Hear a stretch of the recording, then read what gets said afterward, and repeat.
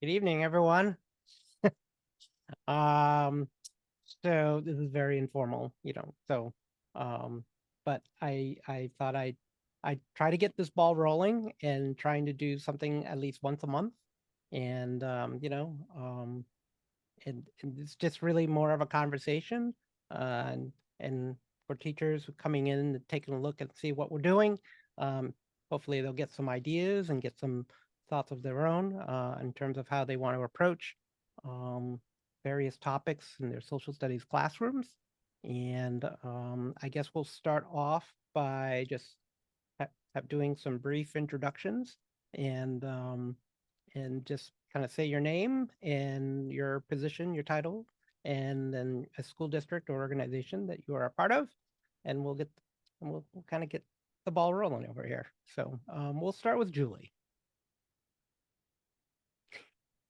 Hi, I'm Julie Fox. I am the Social Studies Curriculum Coordinator 6 through 12 in Norwell, Massachusetts, which is a little suburb south of Boston. And I've been there for about 25 years.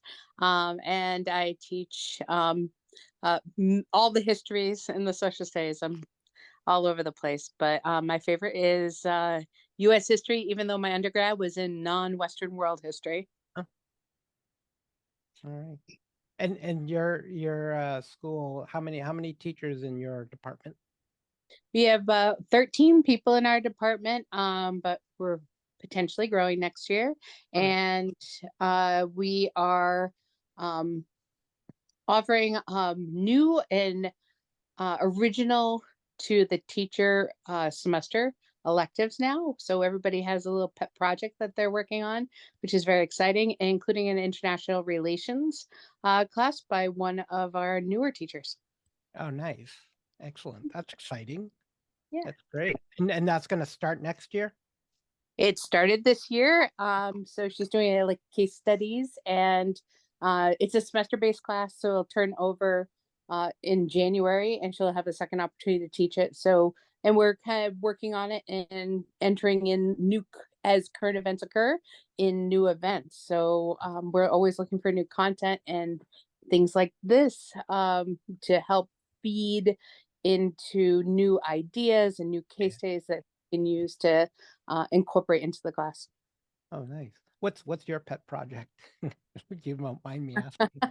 My pet project right now is economics. I have been doing a semester gamification of education, game-based, simulation-based economics class.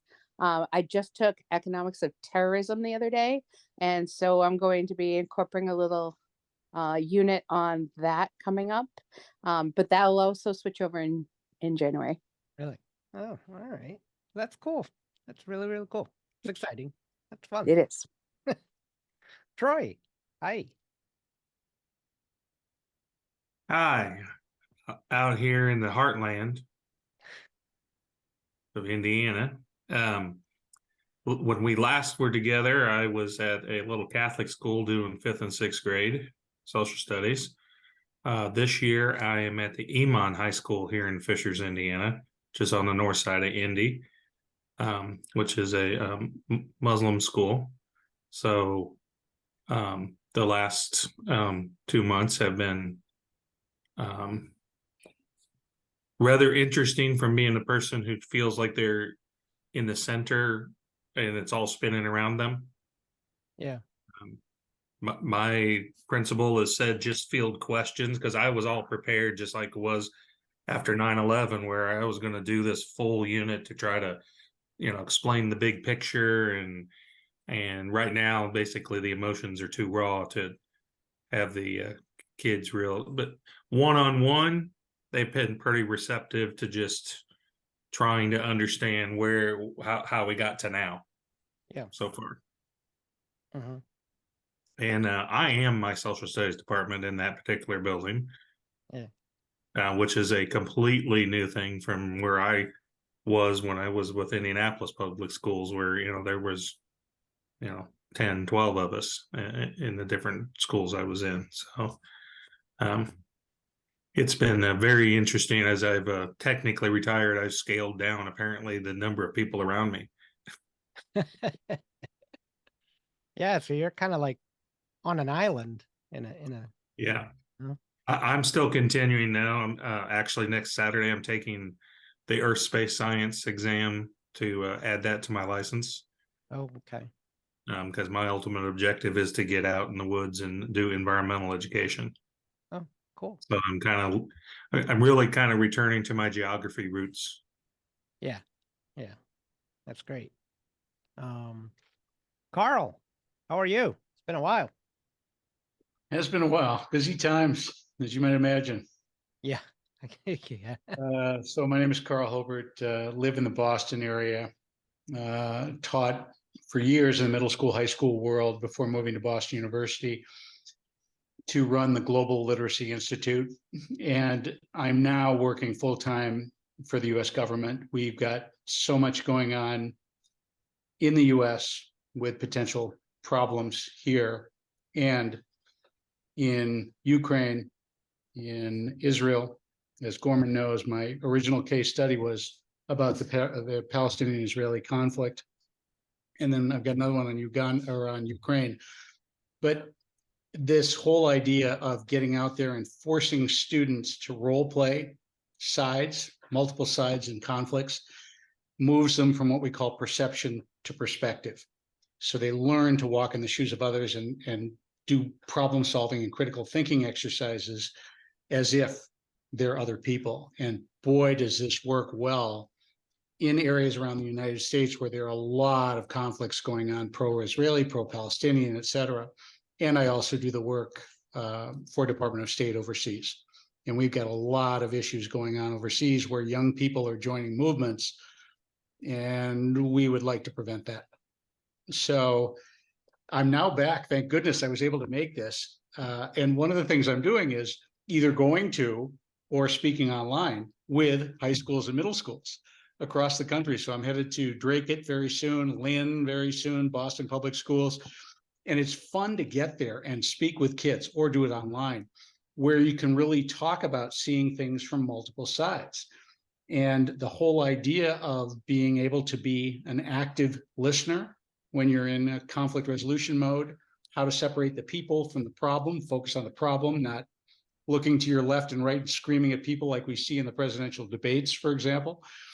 And it really has gone well. So if anyone's interested, please let me know. Because the other thing we really want to do through Department of State is get students involved in what's going on in the world. Like you mentioned, Julie, your international relations course. These are the sorts of things we really support. Good to know. Thank you. Welcome. And Jay? Hi, everyone. Jay Barry from Arlington High School, Arlington, Massachusetts, just outside Boston. And I teach U.S. History 2 and AP U.S. History. So those are juniors. And I have a current issues elective course, semester elective course of my own, which I've done for a while. So, of course, we've spent in that class a good amount of time on the conflict in Israel, with Israel and Gaza, and others as well, Russia, Ukraine, and more. So, yeah, and so high level of interest for me for sure. Great. How's the new high school? It's really something. I was telling Gorman a little bit. So I moved in 2 weeks ago into the back. So the English and history, social studies, and some language people moved in, and I'm on the 5th floor, way up. It's really, I don't feel like I'm at Arlington High School. I can tell you that. Like looking around, like, where am I? And it's big. It's big because Arlington's growing for the first time in the last few years. Like we didn't grow, we were shrinking, and then flatlined, and now the school's at 1,600 nearly, and we're going to get bigger, which is, yeah. So there's lots of space, which is nice. So it's pretty nice. That's good. Thanks. Very nice. Excellent. So I'm Gorman Lee. I'm the director of social studies, K-12 for director of social studies, right? I said that, for the Braintree Public Schools. Also a member of the Massachusetts Council for the Social Studies. And Yeah. So this is my 30th year in public Wow. education. Yeah. Yeah. I feel old. But yeah, it's like I'm not teaching this year. So I've taught elective courses in the past couple of years. Local history course. I taught a race, gender, class issues course, which worked very well. And we kind of shifted the naming. So the title originally was Race, Class, Gender Issues in the United States. um, but next year we'll be rebranding it as Sociology B. So we have Sociology A, which is kind of like an introduction to sociology, and Sociology B, which focuses specifically with class, race, gender issues. And part of the thinking was, um, you know, how some people think, there are certain terms that kind of just kind of I guess irks people. you know, I think you're looking for the word trigger. You trigger, that's it, right? Trigger, yes. Thinking, we're trying to indoctrinate or promote wokeism or things like that. And so one of the things that we were thinking of, like, okay, let's rebrand it and call it sociology, but with that focus of class, race, gender. Um, and so maybe, maybe that will work. I don't know. We'll see. But this year, my focus has now just been a lot with the administration. We're doing a lot of some I don't know what to say changes, but we are kind of reviewing our program as a whole, and so yeah, so that's my kind of like my focus right now for this year. Um, but as you know, there's a lot of things going on. um, and especially in the last 2 years, um, not that years before there weren't anything going on, but um, I figured what I'd start with was just I just kind of threw out some questions, and maybe we can just kind of go around and just kind of thinking about these questions that I kind of threw out here. So I'll just get started. I'm rambling now. So the first question I want to ask is, what do we want our students to learn and understand about, the Israel-Hamas war, the Russian-Ukraine war, and maybe any other situations that are happening around in the world today, that, we should keep an eye out on, stay attentive on. Um, but what is it that we want our students to learn and know, from all the things that are happening? Um, I guess I'll start with that question. What is it that we want from our students? You know, yes, it's happening, it's going on, they watch the news, it's probably on there all the time. They probably have questions. Um, for some students, it's very close to their heart, because they have family who are actually experiencing the tragedy and the horror uh, over in Gaza or in Israel or in Ukraine. Um, but then, there's a number of students here, who feel distant. It's distant. It's over there. It it does they don't feel like it really pertains to them yet. Um, so so you have, for a teacher that has all of these groups in their classroom, like what's the balance, and then what's kind of like what do you think that all of the students should learn and understand about the things that are happening? Well, going to what Carl said, I've kind of made my money on being unafraid to do the role play thing. I also sponsor Model UN and have started clubs at different schools. And there are times when doing the role play, I end up guiding the kids more than, especially if it's a very recent issue and right now it's very emotional still.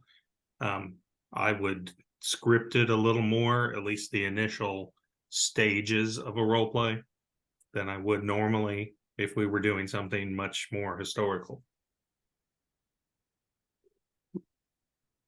And I think it's important to incorporate that historical piece of it because there is a lot of misinformation and misdirection, especially on TikTok, and a lot of infographics that or they have a piece of the story, so they're accurate, but they don't show the whole story.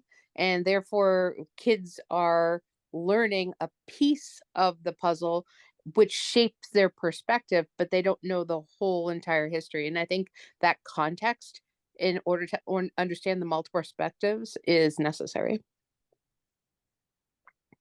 Yeah, I would say that I agree with Julie. So after October 2nd, on the Monday in school, we got some communications about being careful with discussions and conversation, which I get. And then, so I knew on Monday I was going to go in with all my classes and just put up the map, historical map, 1948, 1967, and try and take kids through. Some of them had some historical knowledge. It was kind of a mixed bag among my juniors, and just build the history, a little Q&A, not even talk about what happened right away, and then kind of build from there, and then prepare them for at least a conversation where they could. And I've found, for me, that's super important, and it can, I think, diffuse a lot of the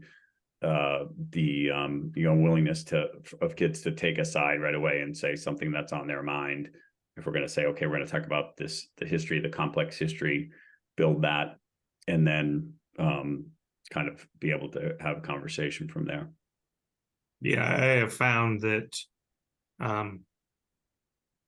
they're not wanting yet to hear another side because everyone's focused religiously on one side.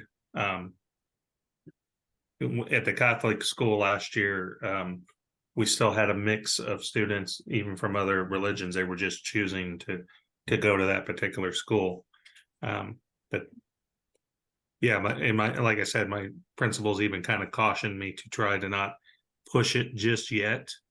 But if it comes up in my normal course stuff, and since I'm teaching AP World and World, that's going to be happening, fairly soon here. But I was prepared to do exactly that. Walk in, going to be maps up there, like I said, just like I did post 9/11. And all right, who's got questions? And I don't know, it kind of took me aback when she said, don't jump into that. But at the same time, I don't have any political capital to burn yet at this place, In the public school I had built up, 25 years of plenty of capital. I could have went ahead and burned it.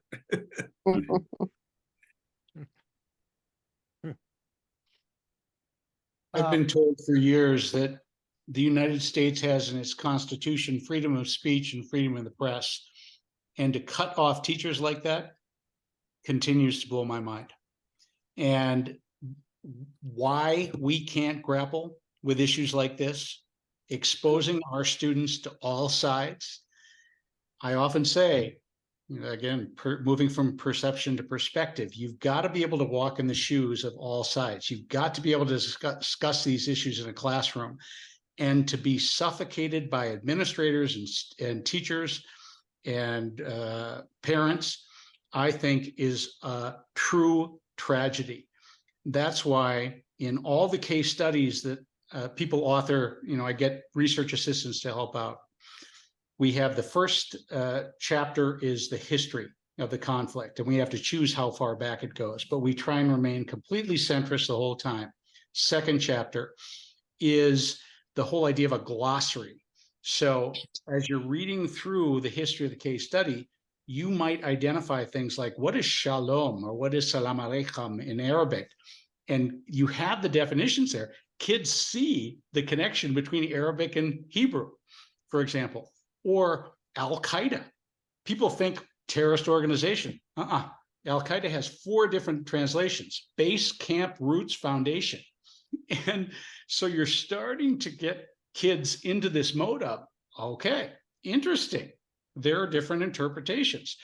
And then, so in addition to the history and the glossary, we have 6 sides, and you get confidential instructions on who you're going to be representing. I wrote my first case study, Who's Jerusalem, 11 years ago. It included a member of the Likud party, a member of the Labor Party, both Israeli, member of Fatah, member of the political wing of Hamas, member of the Arab League, and a member of Quartet, led by the US, United Nations, Russia. And what was fascinating is the amount of death threats I got from pro-Israeli people for including Hamas. Really interesting how these same folks, including one man with a nonprofit in Watertown, Massachusetts, pro-Israeli, is now thinking, oh my gosh, maybe we should have done this exercise with our students, including in Israel, years ago. So to be able to work on multiple perspectives, giving kids the history, the glossary, the characters, and dividing up your kids to make, for example, pro-Israeli kids pro-Palestinian. So they're forced to walk in the shoes of others. I can't tell you how important that is. Oh yeah, and don't get me wrong, she's not telling me to not venture in there. I'm sliding it in, and Okay. and you know. Has anybody faced this issue?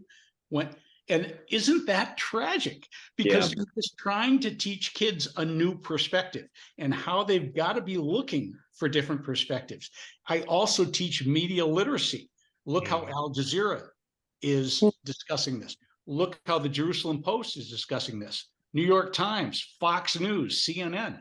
Who's telling the truth?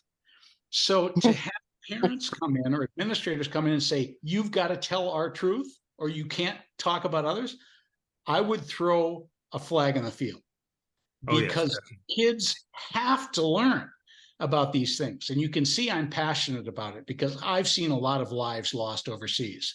And to keep the kids' ears closed absolutely blows my mind. And I'll never forget one of the students I had at Boston University, who she wrote a case study on the southern border and immigration, pros and cons. It was great. Imagine how that applies today. This was AOC. And it's really interesting what she's gone on to do on Capitol Hill, understanding multiple perspectives. So again, this is incredibly important. Unfortunately, it's often an uphill climb because so many people want to destroy me and others who come in to try and do this with students. It's tragic. So so thinking about all what we've talked about so far, I think one of the components that we should explore is, kind of like professional development for administrators and professional development for school committee members. Great really idea. Thinking about, either, having a session at, let's say, at the superintendent's conference, for workshops and having this conversation about perspectives and, what is it that we're trying to do here, or what is it that many teachers are trying to do in terms of, teaching students or guiding students or facilitating conversations on these particular topics, especially, whether they're controversial or, it's just the geopolitical tensions and conflicts that are happening, that can get, what's the word? Sensitized.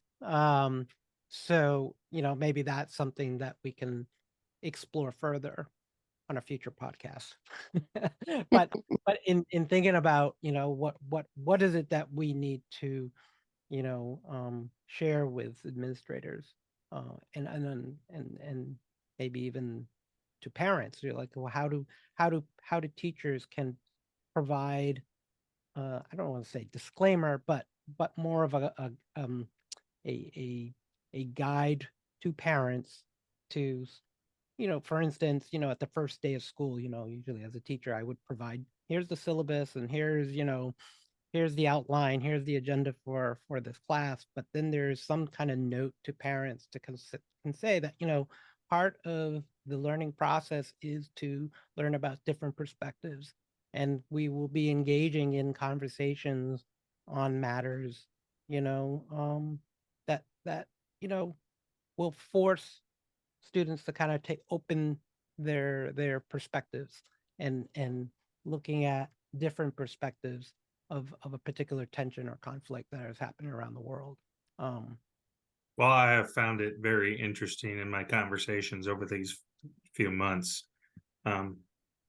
just in their lack of knowledge of the state of Indiana, having grown up in Indiana, and also, I took all my, the coursework I needed to do, and this, that, and the other thing, but also keeping an eye, regular contact, every couple of months with Southern Poverty Law Center and such. You're seeing a spike in Klan membership again. Indiana's notorious for having been the one with the highest percentage of Klan members in the North, both in the 1920s and 50s. So having especially none of our administrators are from the area. The principal's from Detroit. The vice principal of my building is from California. So they don't see that background, especially they're working towards within 2 years building an actual full school K through 12. Right now, they're actually the building I'm in right now used to be a Lutheran church. So,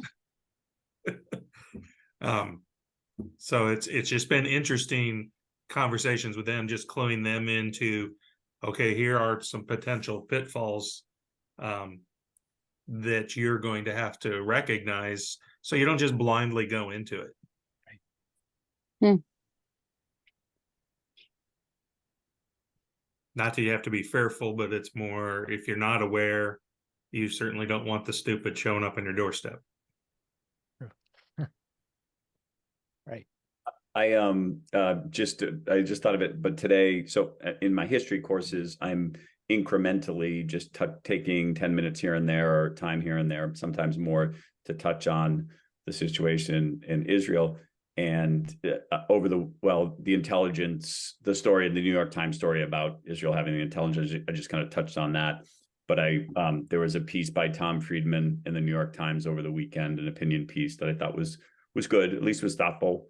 You could agree or disagree, and I just read an excerpt from it, and I tried to set it up, and he made a proposal for a ceasefire in exchange for prisoners, and some other thoughts too. But he mentioned something that also Dennis Ross, who's the kind of expert on this from Negotiator goes back years and years, bipartisan guy, talked about how so many Palestinians, if you ask them what they want, they say, well, I want to work in Israel. I want to be able to get a work permit, and some had it and go back and forth and so forth.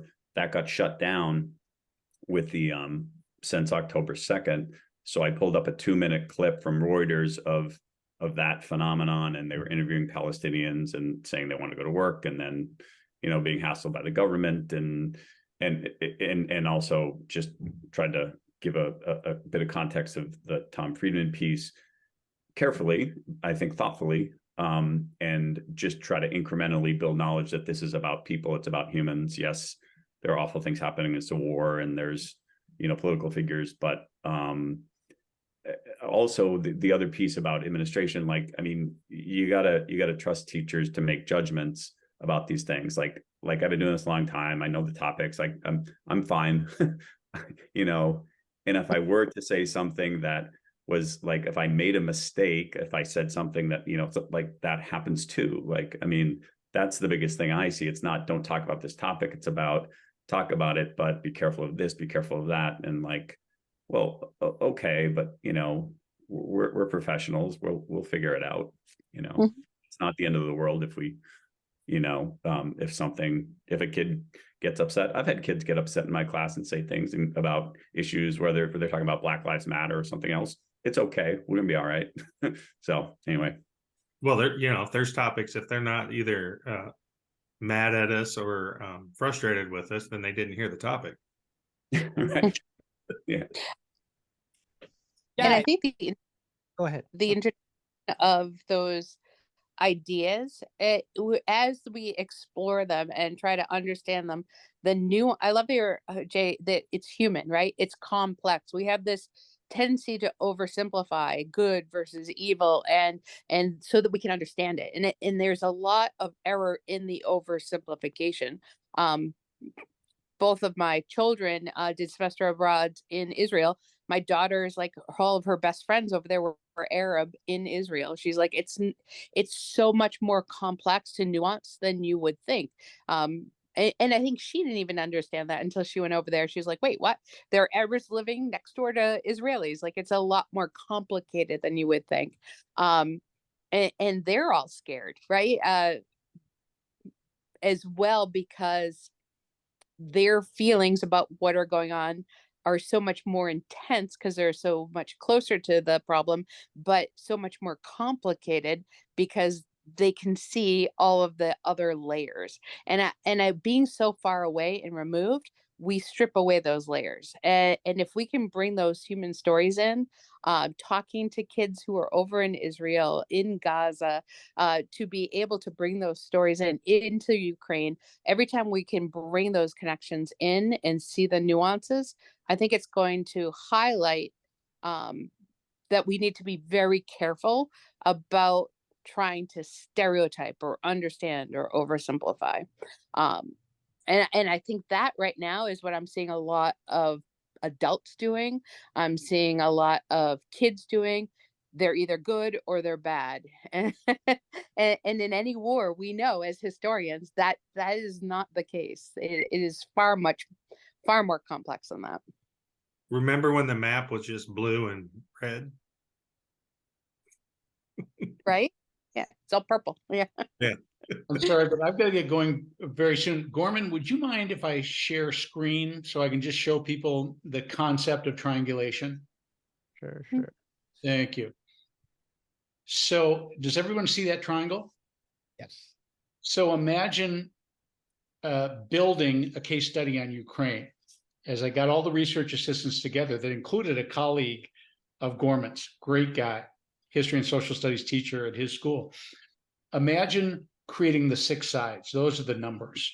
So we decided on U.S. Secretary of State as number 1, Foreign Minister of Ukraine, number 2. Notice how there is overlap in their interests. 3 and 4, Foreign Minister of China, Foreign Minister of Russia. China is playing more of an active role now. 5 and 6, more of the third party, but close by folks. Foreign ministers of the state of Georgia and Turkey. So these are the 6 characters that get the confidential instructions. And their instructions are how or what is your stance on the 3 issues? That's the bullseye, ABC. Issue A focuses on security. Is nuclear war possible, or because the Russians have booby-trapped the Zaporizhzhia nuclear power plant, the largest one in the Eurasian continent. Is war and a nuclear portion to the war going to be likely? Letter B, if you can't decide on that when you're discussing it in pairs, you can't decide on the nuclear issue, move on to letter B. That is, how do you take the 4 regions of Eastern Ukraine and divide them in terms of leadership? Is it going to be Russia? Is it going to be Ukraine? Is it going to be combined? And letter C is exports through the Black Sea. And what you do is you pair them up like this. So this is round 1 where you've got overlap. Can you imagine if you're Secretary of State Tony Blinken, you need 5 rounds of negotiations to meet with everyone individually. So every single character meets with somebody else individually. And what you see here is this overlap begins to pull away, especially when you get the US and the Chinese together. And what it really teaches students is the process of breaking down problems into just 3 issues, even though there could be more, and you have it be 6 parties. You can take this model And I remember at Ringe and Latin working with teachers in Cambridge, Massachusetts. They use this on should the U.S. join World War I or not. And it was really interesting to see all the characters and all the points in the bullseye. And the other thing that I teach here is if you can't decide on letter A, don't waste time. Time out, move on to letter B. That's BATNA, or best alternative to a negotiated agreement. So students are learning history, current events. They're learning about terms. It really is applicable, and you try and make them walk in the shoes of others so they don't feel comfortable, but they're really learning the process. They're not taking sides when they walk out of the classroom. So if anyone wants more information, I'd be happy to send it out to you, including the case studies that you can use in your own classroom. Oh, yes, that looks like a natural progression for the things I've been doing over the years. It is so simple. It took years to develop, and finally, my great mentor of mine at Tufts University said, "See, you got it simplified." And it's simple for kids to understand. And then you add the media literacy piece, which is multiple sides in terms of how news is depicted. It's fun. But you're also solution based, and I think that like Exactly. you're looking at debate, you're looking at mediation, you're looking at negotiation, like all those strategies of trying to figure out the superordinate goals. What do we have in common so we can have a foundation for our discussion before we discuss a conflict? Like it's really rich. And imagine this. So working in a school, let's say there are 6 characters representing each person, like 6 characters representing Tony Blinken, 6 representing the foreign minister of Ukraine. So we go through these different rounds of negotiations. You need 5 to meet with all the other parties. Then I send them back to their individual tables. So they take those circles and they spread out. And then I say, no longer are we going to be meeting in 3 pods, which are pairs of participants. And they say, well, what are we going to do? I make the issues the tables.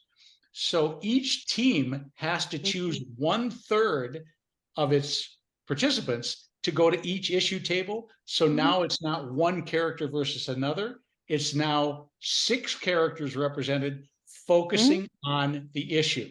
And this is where I teach students, be active listeners, separate the people from the problem, focus on the issues. And it's unbelievable because this is the icing on the cake of these exercises where they then have to create a 600-word document. So each group of the 3 has 200 words. And what are their recommendations going to be for Tony Blinken? And then I send him the letter that they all sign. It's extraordinary. And then they get a response at the school. I mean, this is what people love to frame. And the kids feel as if they've got a stake in this. And then to connect them with the Ukrainian and Russian kids that I work with, so they can have live Zoom with these kids to figure out how to play their roles well. This is where it comes alive, a la Montessori, John Dewey, etc. I mean, it's really cool, and kids love it. Awesome. So Very powerful. great to see all of you. You can see it's a passion. So send me an email. I would love to do something, even from distance. You know, if I can't get to your campus, this is just fun. Gorman knows it. He's seen me. He knows I go crazy with this stuff. Yeah, so maybe, you know, if you have, you know, I know you have like prepared slides and some literature, maybe we can put it on the Global IQ site. Sure, and I'd be happy to put the case studies there too. Okay, yeah, Yeah. yeah. You can come to Indiana. It's a drier snow out here during the winter. It's not that heavy, wet snow of New England. Yeah. Oh, no. Great to see everybody. Thanks, Carl. Please feel free to reach out, and I would be happy to come. Like to the 2 Massachusetts, actually 3 Massachusetts teachers here, let me know between now and winter break. I'd do it in a heartbeat. All right. Thank Take you. care, everybody. We'll Gorman, reach out. thanks for hosting. Thank you, Carl. Roy, great to see you too. Bye, Julie. Bye, Jay. Bye. So we're getting close to the hour, if we're not already over the hour, but I guess I'll just have one more question before we close for the evening. And I guess, you know, because we talked about, you know, some of the things that we've been doing in our classrooms. You know, we're pretty confident with our material. We're pretty confident in terms of the communications to our students on these various issues.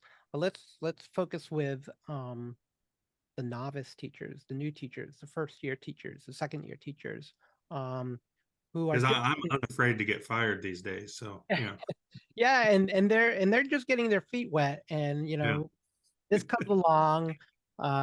You know, Russia, Ukraine happens, Israel, Hamas happens, and I'm sure there's a lot of other things that are happening around the world as well. You know, with China, with North Korea, even in Venezuela and Haiti, and Well, notice how Sudan has taken yeah, a back seat now, and yeah, other things. Yeah. India, Pakistan. I mean, there's so many other places that, you know, in some ways could blow up at any point in time in the next year or so. And, we're social studies teachers, so, we feel there is this importance of being able to have conversations and discussions in the classroom when news breaks out. But for the novice teachers and the first year teachers, um, you know, I guess the question is the type of resources and materials that you recommend them to seek out, to find, that's not biased, that's not And that's just it. explaining. They need to see a minimum of two sides of things, Yeah, and they need to know that those were already vetted sources. And we've talked about that at our other meetings, that these sources have already been vetted and tested and true, and you don't have to feel as though you're going to run into a landmine. You know, like Jay said, you know, you're going to make mistakes, but you want to kind of feel the mistake coming. yeah, Not, hey, I got halfway through this and I've already told the kids what the end thing is for this simulation. Now I want to erase it completely. That's hard to you lose a lot of credibility if you try to do that. right. Yep. I think for a new teacher, if we're talking about domestic issues, and like I always try to go with BBC or actually even the foreign issues, like a lot of the BBC coverage. I mean, you have to still vet it, but it tends to have a more centrist position, and because it's foreign, it has a very different view. So you feel like you can analyze it a little bit differently because what do you think they're saying? It just removes it one step, and then being comfortable saying, I don't know that, but let's look that up. This is a current event, and I need to do my research. And then one of the other things that a lot of my new teachers find is that CNN 10, especially for the younger kids, middle school kids, does a really nice job of breaking down very complex issues, keeping some of the multiple perspectives, but putting it on a level that both a new teacher or a student can understand and grasp, because they do a nice job of identifying the main ideas so that you can have a starting point. For me, choices has been kind of my go-to for, geez, I don't know, almost 2 decades now. And the good thing is they are funneling out more recent stuff shortly after it happens. The other one I tend to funnel kids towards is Nat Geo, although their stuff tends to have some lag to it as they're putting together things. But just combining those two kind of resources along with other things that's why I keep documents, because I don't remember all these resources and multiple files that have links in them that I click on them. Sometimes they say, sorry, they're broken, but you're right. Finding out that one news source. I mean, BBC, I have loved from the first time I started looking at it. I remember the days when CNN was really close to being BBC-ish. Yeah. Yeah, that CNN 10 is a little bit different than CNN, Oh, I yes, think. Like, yes, yeah, yes, because it definitely is 100%. geared towards kids. Yeah, but CNN, you're gonna have to look at Fox News too. Yes. I use for foreign affairs, I use Council of Foreign Relations, CFR. They're phenomenal, and pretty user friendly. Not too dense. A lot of the stuff is not too dense for kids, and images, interactive stuff sometimes. So I use with my seniors in particular, with my current issues class, I use that the CFR stuff all the time. And I know the people there do care about education and students accessing their content for sure.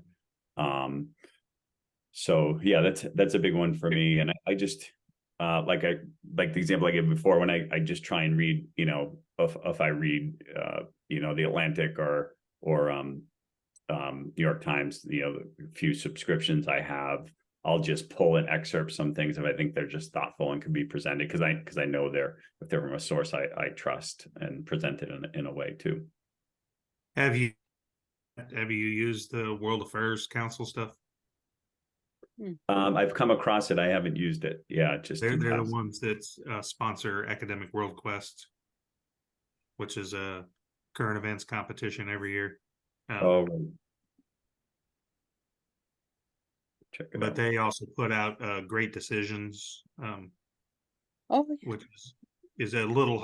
I certainly don't use a lot of it with my freshmen and sophomores, but definitely with my Model UN kids, using that. It does tend to be geared more towards upper middle or upper high school and early college, and you can usually find some local groups. Like for a while there, I would take a group of kids to Butler University here in Indianapolis, where they'd bring in speakers on each of the topics in the Great Decisions magazine, to give the kids not only the college exposure, but also to hear usually very well engaging professors. You always get one or two where you're like, okay, we stayed for 30 minutes and we can't bear anymore. But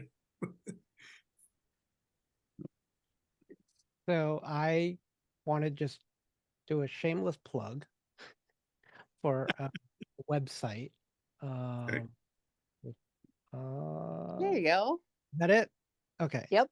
All right. So this is the website that I started putting together, the Global IQ Ed Network. And basically what I wanted to do was to provide teachers the resources that they can go to when either just for their own professional development or finding activities and lessons that focuses on some of these issues. And so, I for instance, I brought up, came across a couple of interesting reads in terms of, providing teachers some tips and some strategies or approaches in terms of how would you, address or talk about the Israel-Hamas war, for instance. And the open source digital content portal will provide, the different links and resources that teachers can get ahead to get us started in terms of kind of thinking about what is it that you want to teach in the classroom and what you would want students to be able to use or read. And so hopefully, we can kind of build this. And the other thing that I tried to look for are, the videos of, testimonies or from the perspectives of different groups or different individuals on these matters. And so if there are things that you have that you wanted to contribute and to share, you can let me know, and I can kind of try to. I'm hoping to try to make this as simple as possible and easy to navigate for teachers.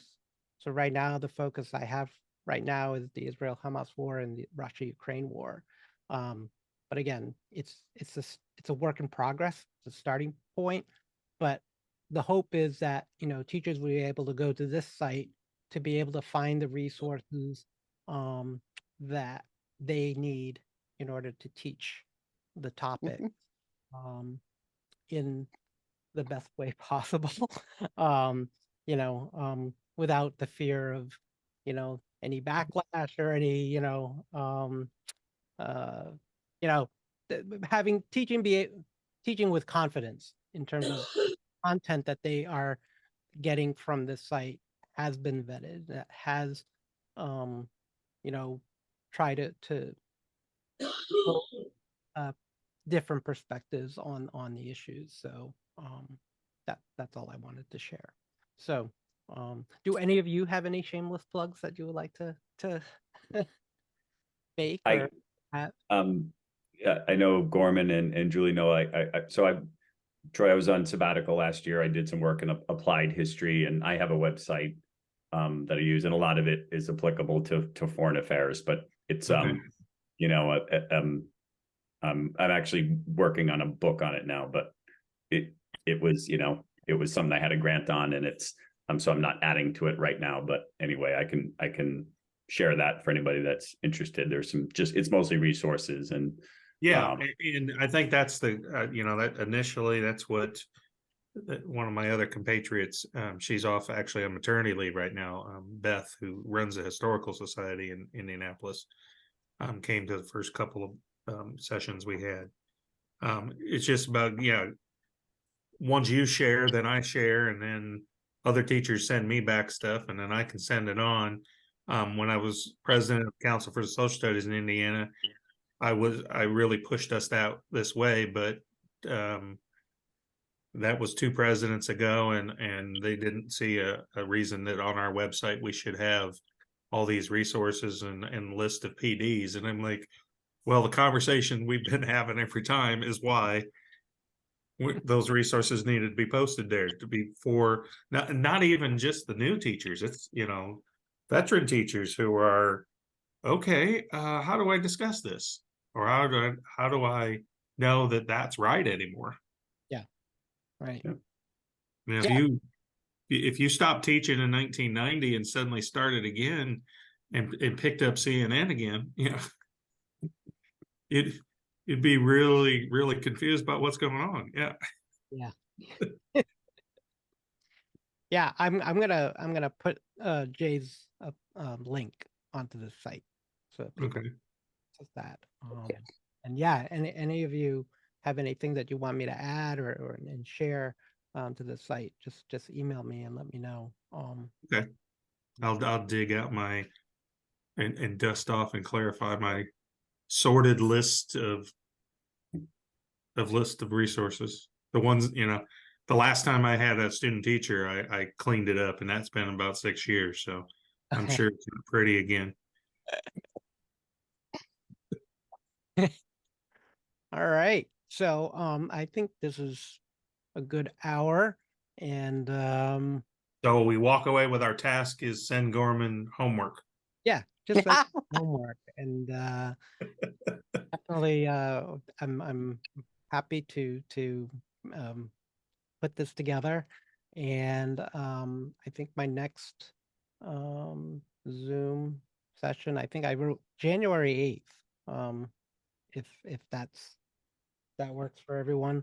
I know some people said that they couldn't make it on Mondays, they would like to do a Wednesday, but we can kind of figure out when would be some good days. But right now, I'm gonna shoot for January 8th, which I think is a Monday.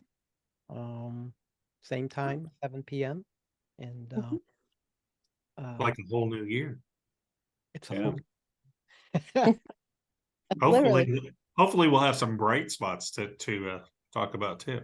Yes. When like a happy global like you, yeah. We could do a good news session.